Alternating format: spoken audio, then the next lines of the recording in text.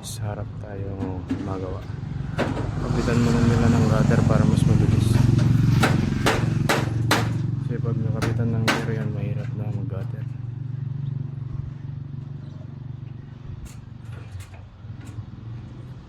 Yan guys, update ko mga bang dito tayo sa baba guys. Mag corner muna tayo ng corner gutter.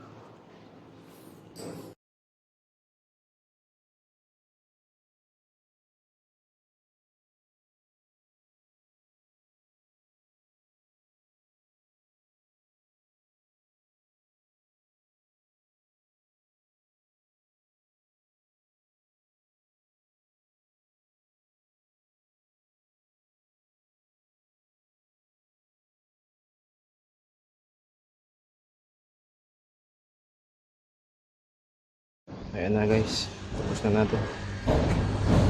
Hirap pala gumawa ng pag wala kasama.